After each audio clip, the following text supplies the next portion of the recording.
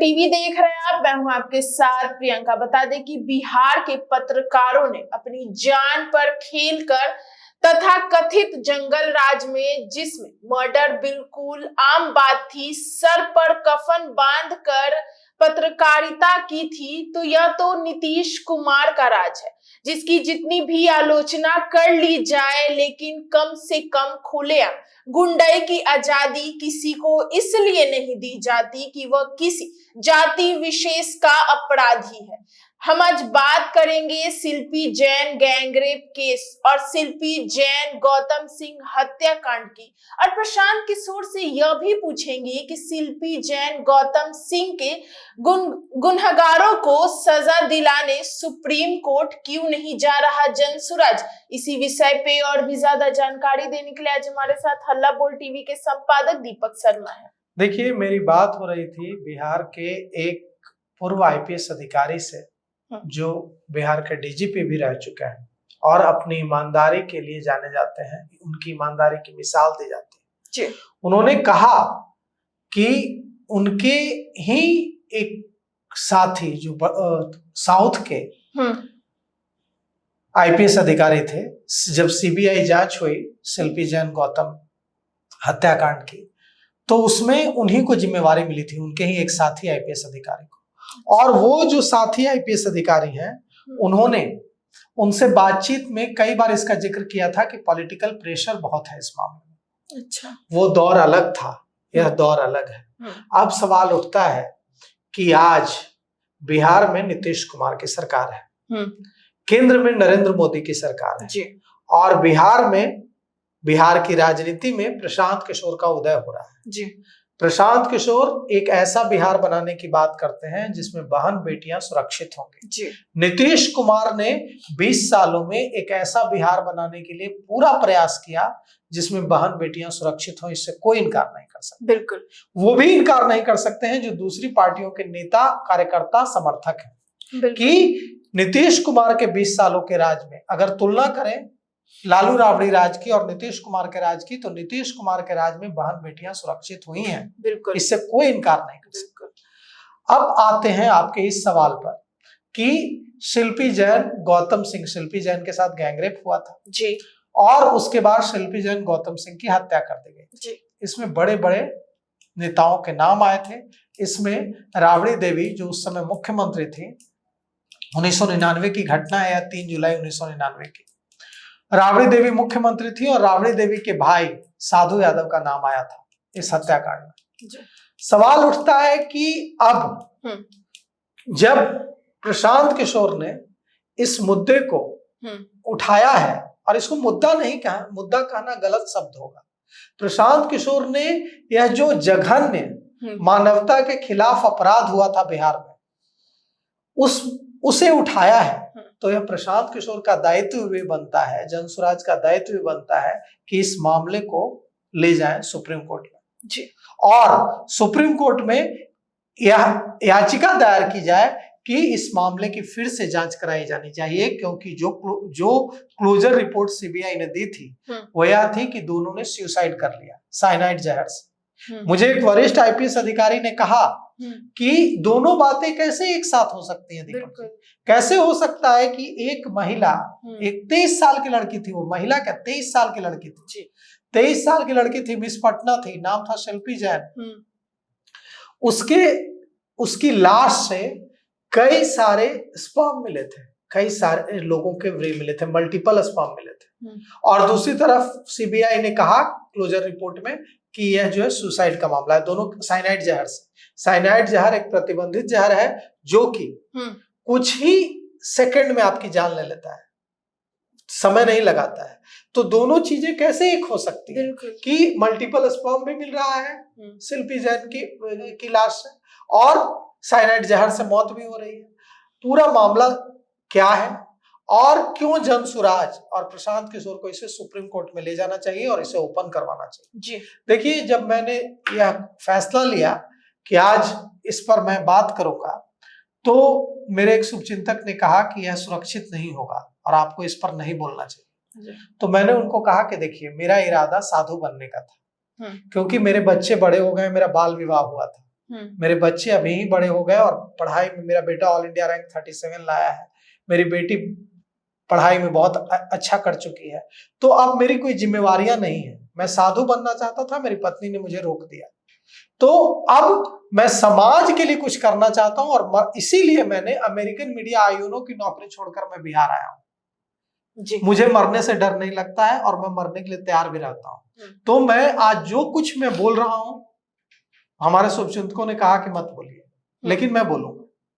प्रशांत किशोर और जनसुराज क्यों को ले जाना चाहिए इस मामले को सुप्रीम कोर्ट में, और मांग करनी चाहिए कि शिल्पी जैन जो 23 साल की बच्ची के साथ जो गैंगरेप हुआ था और जिसकी चीखें आज भी पटना में गूंज रही हैं, उसको न्याय दिलाने का काम प्रशांत किशोर को करना चाहिए, जनसुराज को करना चाहिए। प्रशांत किशोर ने जो काम किया है उसके लिए प्रशांत किशोर की तारीफ की जानी चाहिए कि प्रशांत किशोर ने इस मुद्दे को उठाया, वरना आपकी उम्र के जो बच्चे हैं वो तो जानते भी नहीं होंगे इस हत्याकांड के बारे में बहुत ज्यादा, क्योंकि 99 का मामला है, 99 में आप लोग स्कूल में होंगे या पैदा भी नहीं हुए होंगे। तो क्या हुआ था हम बताते हैं आपको। शिल्पी जैन मिस पटना थी, बेहद खूबसूरत थी वो बच्ची, उसकी आंखों में सपने थे, जैसे 20 से 25 साल के की जो बच्चियां होती हैं उसकी आंखों में होते हैं। वो रिक्शा से जा रही थी, रिक्शा पर बैठी हुई थी, अचानक बगल में एक कार आकर रुकती है और उसमें शिल्पी जैन के बॉयफ्रेंड थे गौतम सिंह, जो जिनका परिवार एनआरआई परिवार था। उनके पिता बीएन सिंह लंदन में ब्रिटेन में डॉक्टर थे। बहुत समझाते थे गौतम को कि यहाँ मत रहो, यहाँ रहना सेफ नहीं है, आ जाओ लंदन। लेकिन वो कहता था, गौतम युवा था, कहता था कि बिहार की राजनीति को बदलना है और बिहार की राजनीति में कुछ ऐसा करना है जिससे एक बेहतर बिहार बने। बीएन सिंह की बात, अपने पिता बीएन सिंह की बात गौतम ने नहीं मानी और राजनीति में आगे बढ़ने की कोशिश करने लगा, राष्ट्रीय जनता दल से जुड़कर काम करने लगा। लेकिन क्या हुआ, गौतम सिंह की प्रेमिका थी, दोस्त थी शिल्पी जैन। शिल्पी जैन रिक्शे से जा रही थी, गौतम सिंह का एक दोस्त आता है कार लेकर और कहता है कि इसमें बैठ जाओ, मैं तुम्हें छोड़ देता हूँ, रिक्शा पर क्यों जा रही हो। वो बैठ जाती है, बस स्टॉप तक छोड़ दो शिल्पी। उसके बाद वो उसको लेकर एक गेस्ट हाउस में जाता है, लेकिन उस शिल्पी इसका विरोध करती है कि तुम तो बस स्टॉप पर ले जा रहे थे, गेस्ट हाउस क्यों ले जा रहे हो। लेकिन वो कहता है कि गौतम वहां है, गौतम ने तुम्हें बुलाया है। शिल्पी को लगा कि कोई सरप्राइज देना चाहता होगा, शिल्पी वहां चली गई। जब वहां चली गई तो वहां जैसे ही वो अंदर गई गेस्ट हाउस में, तो वहां ठहाकों की आवाज आ रही थी और शराब की गंध भी आ रही थी। लेकिन इसके बावजूद वहां जाने के बाद बाहर आने का सवाल ही नहीं उठता है, क्योंकि उसके सारे रास्ते बंद हो चुके थे और वहां उसके साथ जघन्य मानवता के खिलाफ अपराध गैंगरेप किया गया। इस बात की खबर किसी ने गौतम सिंह को दी कि शिल्पी जैन को उस गेस्ट हाउस में ले जाया गया है जो बदनाम रहा है इन चीजों के लिए। गौतम को अच्छे से पता था कि उस गेस्ट हाउस में क्या होता है। गौतम भागकर वहां पहुंचता है, अंदर जाता है और जब वो देखता है कि शिल्पी के साथ शिल्पी को कुछ दरिंदे नोच रहे हैं, तो वो इसका विरोध करता है और उसको बचाने की कोशिश करता है। गौतम को जानवरों की तरह पीटा जाता है और मार डाला जाता है।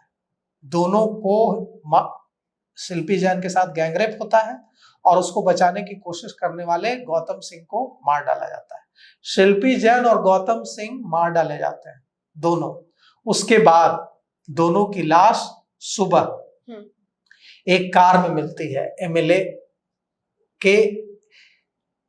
एमएलए आवास के बाहर एक कार में पड़ी मिलती है। पुलिस आती है और पुलिस पूरी कोशिश करती है कि इसे आत्महत्या का, बिना पोस्टमार्टम कराए, बिना कुछ किए पुलिस घोषित करने लगती है कि आत्महत्या का मामला है और बहुत बवाल मचता है। बवाल मचता है तो सितंबर 1999 में इस मामले को सीबीआई को सौंप दिया जाता है। जब यह मामला सीबीआई को सौंपा जाता है तो उम्मीद बंधती है कि न्याय होगा। दक्षिण भारत के एक आईपीएस अधिकारी जो सीबीआई में उस समय पोस्टेड थे, उनको इस हत्याकांड की जांच की जिम्मेवारी मिलती है और वे जांच शुरू करते हैं। जांच आगे बढ़ती है। राबड़ी देवी के भाई साधु यादव से ब्लड सैंपल देने का अनुरोध किया जाता है। साधु यादव ब्लड सैंपल देने से इनकार कर देता है और पूरे मामले में कुछ दिनों की जांच के बाद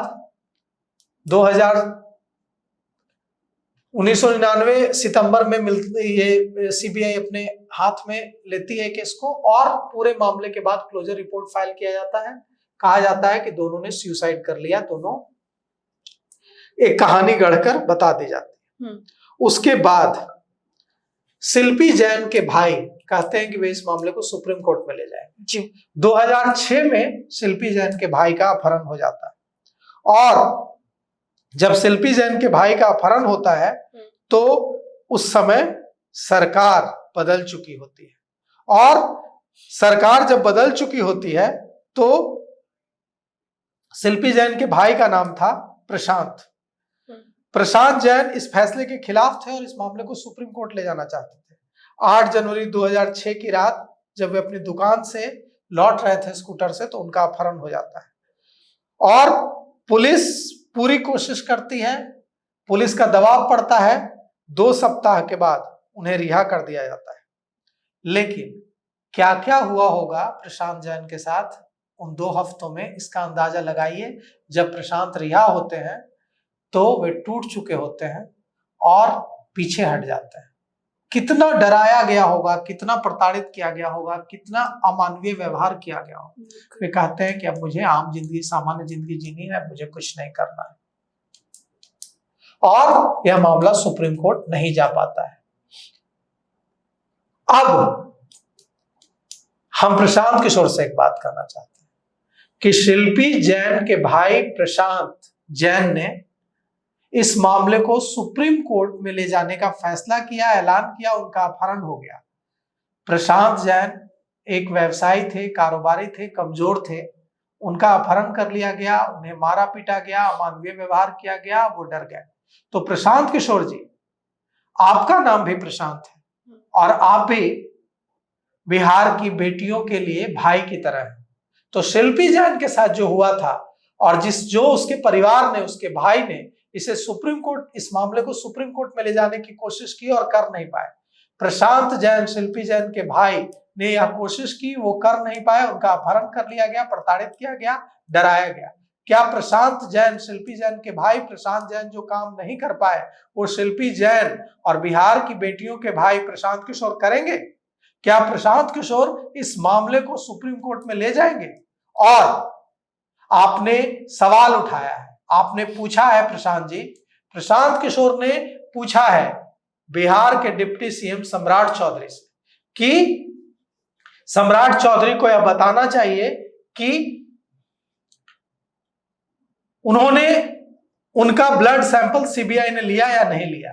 लेकिन अब बिहार के लोग आपकी ओर उम्मीद भरी नजरों से देख रहे हैं। क्या प्रशांत किशोर इस पूरे हत्याकांड को सुप्रीम कोर्ट में ले जाएंगे और फिर से जांच की मांग करेंगे? जनसुराज से यह सीधा सवाल है, प्रशांत किशोर से यह सीधा सवाल है। तो सुना आपने इन सब को लेकर, आपकी क्या राय में कमेंट सेक्शन में जरूर बताइएगा और इस पेशकश में इतना ही। आगे की खबर देखने के लिए बने रहे हल्ला बोल टीवी के साथ। धन्यवाद।